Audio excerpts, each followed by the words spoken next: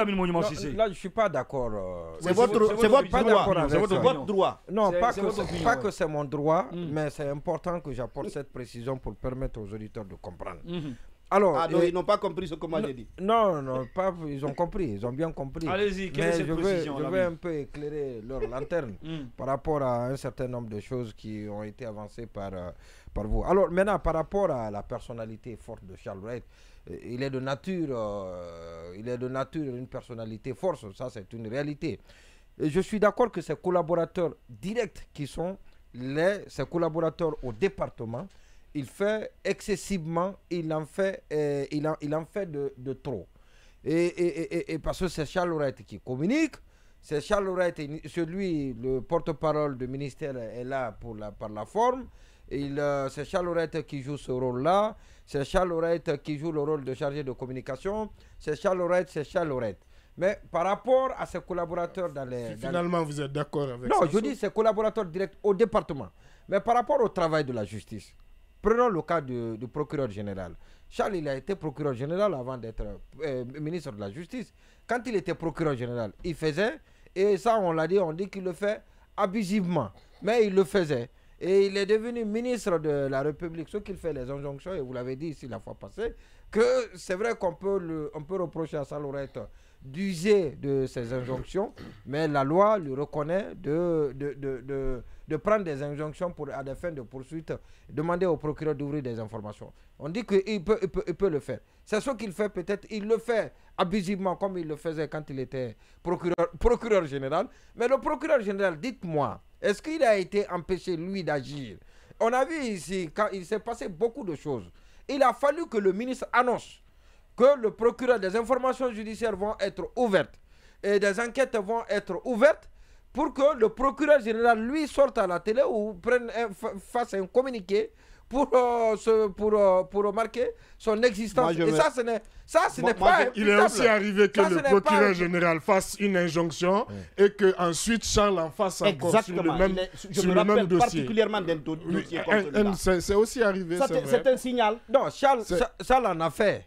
Mais le procureur, ça ne diminue en rien. Et aussi, ce qu'il ne faut pas oublier, il y a certaines injonctions que Charles Wright a fait qui finalement, vu qu'elles sont restées lettres mortes, c'est-à-dire elles n'ont pas prospéré, ça veut dire qu'il ne fallait pas le faire.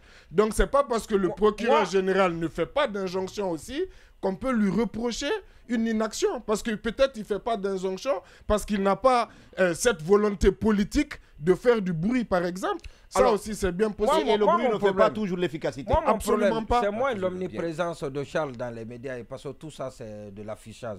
Mais c'est plutôt les actes qui sont posés. Le dernier remaniement, si on peut en parler, ce qui vient de se passer, les changements, les nominations qu'il a eues tout dernièrement au sein de la justice, voilà, donc par Charles Wright, et ce discours qu'il vient de tenir là.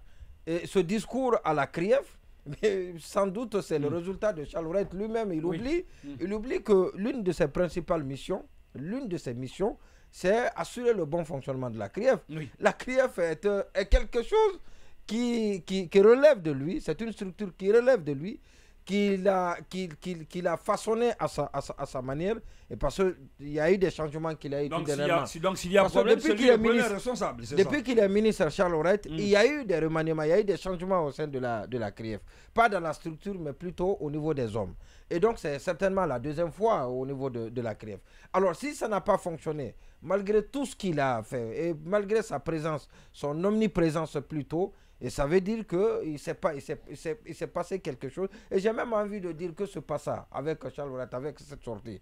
Et puis il faut aller au-delà de la sortie de Charles Wright. Lire un peu ce que pense la junte désormais, ou la nouvelle direction que veut prendre la junte par rapport à la transition. Et parce que je ne peux pas imaginer, et ça je suis formé là-dessus, que Charles prenne l'initiative pour venir critiquer un des maillons forts de la transition, ou bien un aspect sur lequel la transition compte assez et pour lequel la transition s'enorgueille pour l'avoir mise en place, qui est la CRIEF. Et donc ça c'est important, parce que tout ce qu'il a critiqué, tout ce qu'il dit là, ça on l'a dit dans les médias. On a parlé de traitement de faveur, on a parlé de la façon dont les gens... Vous voulez dire quoi par là? vous dites... Vous voulez dire quoi par là? Non, il faut dire ce que Charles Laurent veut dire. Non, parce quand que c'est vous lui dites qui l'a dit. que s'il est venu parler, critiquer le fonctionnement de la CRIEF, un instrument qui a été mis en place par l'État, non, il peut pas. Non, je dis, il peut pas venir dire ce que Charles Laurent a dit là. C'est-à-dire que pour moi, c'est une réorientation du programme de justice ou ou une prise en compte voilà, justement par la junte de ce que dit l'opinion par rapport au fonctionnement de la CRIEF. La junte ne le fait pas. La junte peut-être se dit que non, ce n'est pas à elle de le faire.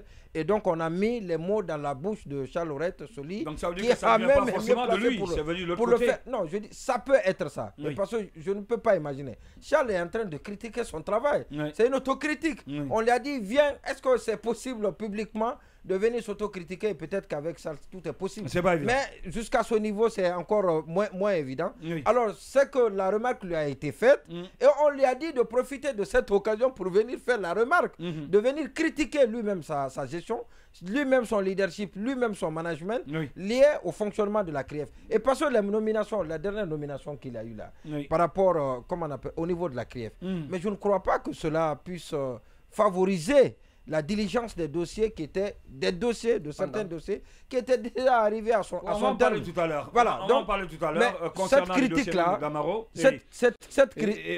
cette critique donne raison à tous ceux qui ont pensé que la CRIEF ne fait pas assez et que la CRIEF a une lunette sélective, a un agissement sélectif et a un traitement sélectif des dossiers de corruption qui sont peut-être... D'accord, des dossiers de corruption qui sont pendant devant la CRIEF. On va en parler tout à l'heure, les cas de Damaro et autres. Oui, Habib Marouane Kamara, rapidement sur la sortie de Charles White, ministre de la Justice et des Droits de l'Homme. Reconnaître ou dire que la justice, que la CRIEF a échoué, c'est de la palisse. Mais le fait que cela soit porté ou dit par Charles White, c'est une moquerie. À la limite, c'est un manque de respect vis-à-vis de la République. Et d'ailleurs, si on était dans un état sérieux, dans un état de droit, dans un état normal, on pouvait poursuivre Charles White pour insuffisance professionnelle. Comme d'ailleurs, il aime poursuivre beaucoup de ses collègues magistrats pour faute et insuffisance professionnelle. Parce que cette allocution qu'il a faite dans cet après-midi est de nature aujourd'hui à jeter le discrédit sur tous les efforts fournis par la junte. Premièrement, pourquoi je parle d'insuffisance professionnelle? Il faut juste, on ne peut pas résumer l'échec de la CRIEF par l'inefficacité du parquet. Parce qu'il faut comprendre la composition de ce corps. Mais aller jusqu'à résumer ou porter cet échec à une seule entité alors que c'est un tout, je pense qu'il y a une volonté de surplomber le parquet sur les autres composantes du corps et ce qui est de nature déjà à faire comprendre à l'opinion que cette CRIEF, elle n'est pas indépendante parce que la garantie première de cette juridiction, de cette nature, c'est l'indépendance des magistrats qui la composent. Malheureusement, cette sortie du ministre en dit long et c'est l'illustration parfaite d'une insuffisance professionnelle parce que lui-même, il ne connaît pas comment le corps est composé. Ensuite, quand on observe la communication, je disais qu'à la limite, c'est une moquerie, c'est ce que j'ai dit. C'est ce que je dis parce que c'est ce qu'on nous a livré, la prestation qu'il a. La prestation, non, je suis tout à fait d'accord. Il me donne de l'oxygène pour pouvoir encore mieux arroser et pour pouvoir bien remplir les poumons. Je suis tout à fait d'accord avec mon cousin. Donc, ce que je dis, quand vous prenez le second aspect de sa communication, c'est cette moquerie. Parce que je me demande de qui se moque Charles White, quand il dit que, bien sûr, c'est une moquerie. Comment ça? Non, c'est parce qu'il a échoué.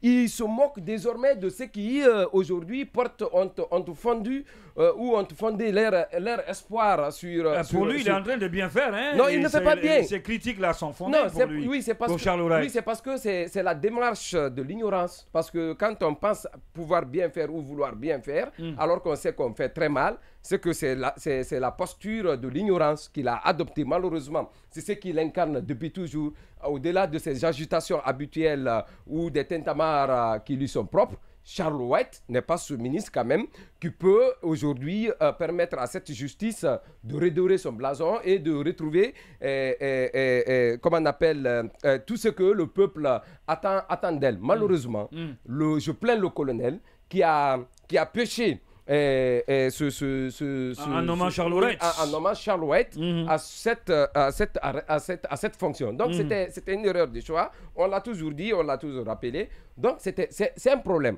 Ensuite, quand vous prenez les nominations qu'il a eu à faire aujourd'hui, on m'apprend qu'il y a des contestations à l'interne. Oui. Parce que Monuma le disait tout à l'heure, ce n'est pas du fait qu'aujourd'hui on a voulu remplacer des gens au sein de l'institution. C'est parce qu'on a voulu retarder peut-être le dossier. Il y a des dessous que certainement qu'on n'a pas tous les. On va en parler tout à l'heure. Mais ce qui est sûr et ce qui est évident, cette sortie du ministre est à la fois une moquerie, mais aussi l'illustration d'une insuffisance professionnelle. L'illustration d'une insuffisance professionnelle.